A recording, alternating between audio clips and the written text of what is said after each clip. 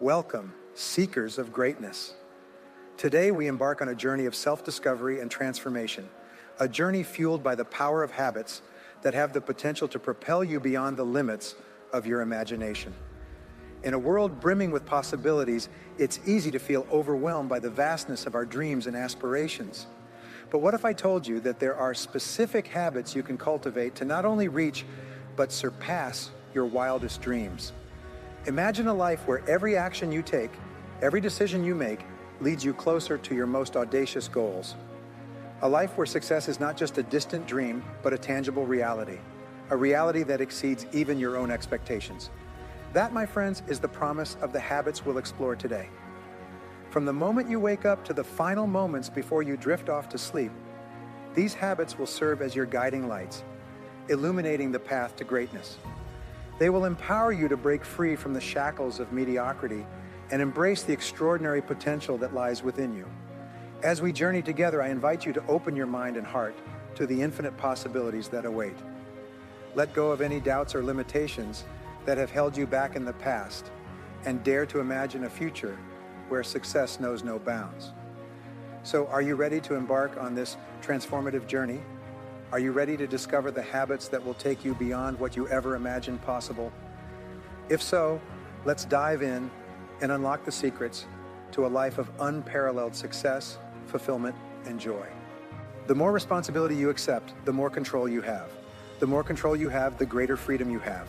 You're about to hear a speech that will change your life by Tracy. Relax, take notes, and watch this entire video so you don't miss anything that could have a big impact on your life. In life, you decide to be responsible or irresponsible. Being irresponsible, the top 10% of people, is being fully responsible. These are leaders, and you can be a leader without followers. You can be a leader without a team. A leader is a person who behaves like a leader, and a leader is someone who assumes total responsibility. Total responsibility. The more responsibility you accept, the more control you feel you have over your life. Not just physical and financial control, but emotional control. You feel like you're in charge. The more control you have, the more freedom you have. If you were to ask people why they want to start their own business, why they want a lot of money, if you ask them again and again, the final question they will always give you is to be free. We all want to be free. We love freedom. No human being has ever said, "I have too much freedom, please take it away." There are politicians who believe that voting members of the public have too much freedom and believe they have been elected to take away that freedom through taxes and regulations. But there is never a person who says, "I have too much freedom, please tax my income, please regulate and limit my behavior so that I do things you believe are good for me." When you put it that way, nobody would ever say that, and yet this is one of the great dilemmas of the day. So the more responsibility you accept, the more control you have, and the more freedom you have, the more positive emotions you have. There is a direct one-to-one link between responsibility and control, freedom and positive emotions. At the lower end of the spectrum, irresponsibility leads to a lack of control, feeling out of control, a lack of freedom. You feel controlled by other people, and you have negative emotions. I spent hours and several years of my youth studying the concept of negative emotions. This is one of the most important work ever done, based on people from all over the world, because the only thing standing between you and a fabulous life are negative emotions, fear, and negative emotions. If you don't have negative emotions, since nature abhors a vacuum, what will your mind be filled with? If you don't have negative emotions, the mind doesn't stay empty. What will fill it? It will be filled with positive emotions, love, happiness, joy, and exhilaration. The big business of life is to eliminate negative emotions. And eliminating negative emotions is the key to unlocking the power of your subconscious and superconscious mind. How do we do it? Well, I found out how, and it works like a dam. We say here the trick of negative emotions. Now, this is my creation, the tree of negative emotions. It's something I designed. And in the tree of negative emotions, what you have here, and then you have the trunk, and then you have the root system. Here's the ground. In the tree of negative emotions, the fruits of the tree of negative emotions grow, which are anger, fear, doubt, and then there's envy, the green-eyed monster. Then there's envy. You know, envy is the main motivating force behind most modern politics. Those who have less envy, those who have more, and vote for people who promise to take it away. And then there's its twin sister, resentment. Oh, envy and resentment go hand in hand, arm in arm. And then there's self-doubt, and there are all kinds of fears, and there are about 54 negative emotions, and these are like trees. These are like fruits on the trees. So how do you get rid of negative emotions? Well, we say the first thing you do is you starve the roots to death, because if you starve the root system, the tree will wither and die. So there are two essential factors that maintain negative emotions, that create them and keep them alive. Justification. It's when you say, I'm entitled to this negative emotion because of what this person did, and what this person said, and what this person told me. At that time, I'm justified. And what we do is we continually talk, we have an ongoing conversation, thinking of all the reasons we're justified in being angry, upset, and negative about this person. All we think is, I'm entitled to this emotion. The other factor that creates negative emotions is identification. Identification is taking things personally. If we can't take things personally, then what happens is we can't attach any negativity to them. If it's not personal, for example, if someone robbed a store in Bangladesh 2 weeks ago and took all the money from poor people, we don't suffer any negative emotion because we don't take it personally. We look at unfortunate experiences that happen in the world, earthquakes and tsunamis and so on, but we don't get excited about them because they don't really affect us. How many people went to bed writhing, crying over the Japanese tsunami and the closing of the nuclear reactor? We read about it in the newspaper and then just watched something else on TV.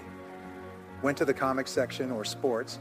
For us, there's no emotion associated with it because we don't take it personally.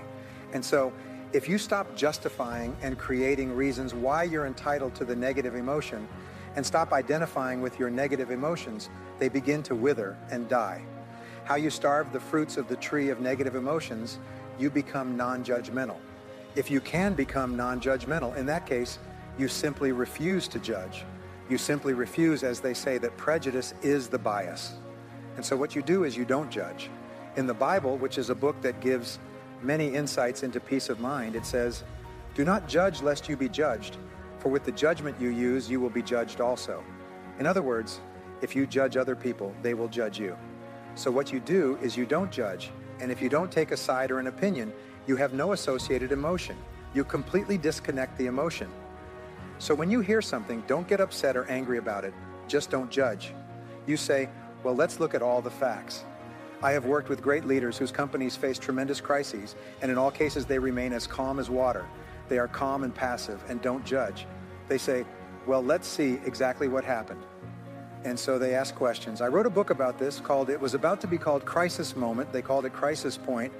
But what it basically says is that it teaches people to stop the clock, stay calm, get the facts, and not judge. They don't get angry, they don't get upset, they don't get rattled, they stay calm. And the measure of how successful you are as a person is how calm you can remain when there's turbulence in the world around you. Instead of getting stuck right away, the second is identification. Don't take things personally. And so we say here, we become non-judgmental. And secondly, we disidentify. Bonding is non-bonding. It is only when we bond to an outcome, when we bond to money, when we bond to a relationship or bond to a job, it is only when we bond and get emotionally attached that it can cause us some unhappiness, anger, or resentment, or negativity. That's why it's so important to step back and emotionally detach from it so as not to get upset about it and say, well, it's just like thinking about things that happened in the past. We say, well, things just happen, as simple as that. Things just happen. And you say things just happen, well, this happened. Yes, things happen. You know, the old rhyme with what happens, yes, things happen. And if you can say that, then you stay calm. Now, here's an interesting point. Calmness is what leads to peace of mind. Calmness is also coextensive with self-esteem, confidence, effectiveness, and creativity. When you emotionally engage in anything, all your higher creative mental powers are shut off and you go back to fight or flight. Your limbic system, fear, anger, and so on. As long as you emotionally engage, you can't think clearly. There's a line from Francis Bacon that says, "It makes a man not able to be true to his own ends in any way." In other words, we get so excited about it that the key is to stay calm. That's why they say, take a deep breath, count to 10, stay calm, detach, get the facts, don't get upset, don't get involved. Well, that's how negative emotions are eliminated. You'll find that people who don't have negative emotions are much calmer and more positive than others. However, there's something even better, and that's that the key to getting rid of negative emotions is to cut the trunk of the tree, which is blame. Blame is at the root of 99% of negative emotions. If we remove blame, we cut the tree. And it's almost as if these negative emotions were lights on a Christmas tree, and the Christmas tree is plugged into the wall. If you unplug one light from the Christmas tree from the wall, what happens to all the lights simultaneously? They all go out. And when you stop blaming, all your negative emotions stop. And as long as you're not blaming, your negative emotions stop. You have no negative emotions, and at that moment, your mind begins to fill with positive emotions. So, how do we stop blaming? Well, this is so simple and so powerful that it literally is life-changing for me. I still have to use it every day because your life is full of difficult people and unexpected setbacks. Of course it is. So the only question is not what happens. You can't change that. You can change how you respond, your responsibility. So nothing and no one makes you angry. There's no anger or negativity in a situation by itself. It has no emotion attached, no more than a rock. Any emotion in a situation is emotion that you put into that situation by the way you interpret it for yourself, by the way you justify, identify, or blame. So, by removing blame and negative emotions, remove them using the law of substitution. The law of substitution says, replace the thought of blame with this affirmation: I am responsible. Now, this seems so simple, and yet I still think about it and use it every day. It is impossible to blame and accept responsibility at the same time. One cancels out the other. So it is impossible to be negative and accept responsibility. It is impossible not to feel empowered when you accept responsibility. So say these words. Say, I am responsible. Now, I want you to think of any negative experience in your life that still causes you anger, sadness, or unhappiness, and simply say instead, I am responsible. Just think to yourself, I am responsible. I am responsible. Now, what I learned that had a great impact on my mind is that rationalize your mind to think of all kinds of reasons why we are entitled to our negative emotions. So instead of using our mind against ourselves by committing emotional harakiri, where you cut your stomach and stab yourself and make yourself unhappy and miserable, you use your mind to eliminate the expression of negative emotions. So if you think of any negative experience in your life, you simply say, wait a minute, I am responsible. I am responsible. And then you think, in what way am I responsible? How am I responsible? If you're dealing with a negative situation that you've had for a long time, the first time I recommend it is very difficult because you've fallen in love with your negativity and don't want it taken away from you. People don't want to give up their negativity, so you'll have to play with this idea and say, wait a minute, let's say you had a horrible relationship and the person treated you very, very badly, and it ended in a terrible divorce and emotional stress. What you do is say, wait a minute, I am responsible, I am responsible. Now, how and in what way could I be responsible? Well, I got into the situation. I married the person when it was clear it wasn't going to work out. I stayed in the situation. In fact, even before I got married, I knew this wasn't good. But I did it anyway because my mother expected me to, and we had already sent out the invitations. And I could have backed out. 38% of people who get married say that if it weren't for all the people coming, they would have changed their minds already. I had this great experience. I was taking a taxi to the airport, and I told the driver, please take me to the airport. He said, where do you need to go? I said, well, I'm going to Vancouver. He said, it's nice to pick up someone who knows where they're going. And I said, really? Last night I had a passenger who was very interesting. This woman called me to come to her house and pick her up, but I was supposed to go through the back alley and wait, and the passenger would come out. So I drove, found the address, and there were cars up and down on both sides of the street, lights on, a big party in full swing, and people everywhere having fun. So I said, I'm going to go around the block, and he stopped in the alley and waited. About 5 or 10 minutes later, this woman came running out with her suitcases to the car and said, take me to the airport. He said, great. He started heading to the airport and asked, where are you going? She said, the first plane out in any direction, I don't care. He said, really? He said, I've never had that before. He said, see all those people back there? He said, that was my wedding reception. I got married this afternoon and I knew I shouldn't marry that guy. And when I got home and I was taking off my clothes, changing after the wedding, I sat in my room and thought, my God, what a mistake I've made. This is really stupid. He said, I'm getting out of here before it goes any further. He said, take me to the airport. I'll take the first plane in any direction. And so he did. And yet 38% of people who get married think this way. This is according to marriage counselors. By the way, they count couples. They find that around 38% on average, based on a study of 100,000 counseled couples, decide not to get married. My point is this: if you had a bad business deal, who got you into it? You did it to yourself. You made the decision. You made the choice yourself. You had some doubts, but you went ahead or didn't get enough information. In other words, use this brilliant mind of yours to think of all the reasons why you are responsible. And when you do that, you'll find that negativity begins to disappear and you stop being negative about the other person. You say, I'm an adult. I made some bad decisions. Now that was really dumb. And then you start telling yourself, that was a dumb decision. I was really stupid to do that. If I had researched more or had thought about it or had listened to my intuition, and so on. Now you're using your mind to keep yourself calm, positive, and clear. And you keep saying, hey, I am responsible. I am responsible. And as you say, I am responsible, you pull the plug of the negative emotions tree and all your negative emotions stop. This applies, by the way, to a negative situation in your life that still makes you angry when you think about it. If you apply this, within a few days, every time that memory arises, you'll cancel it by saying, wait a minute, I am responsible. In a few days, it will stop arising and eventually fade away and vanish.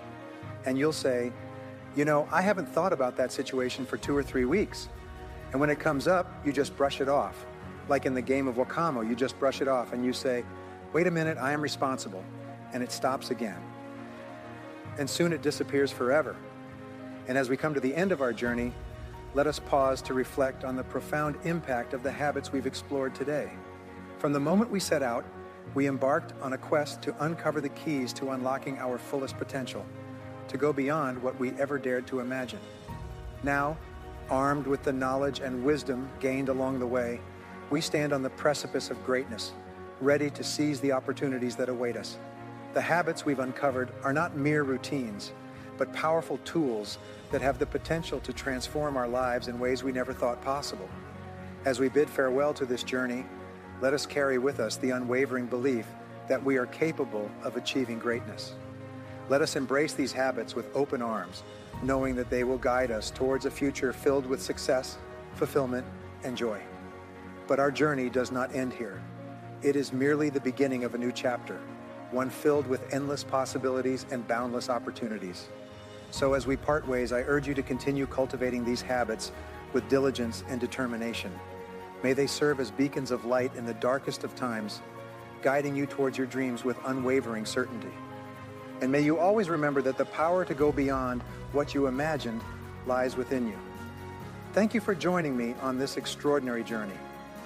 May your path be filled with abundance, joy, and endless success as you continue to pursue your dreams with passion and purpose.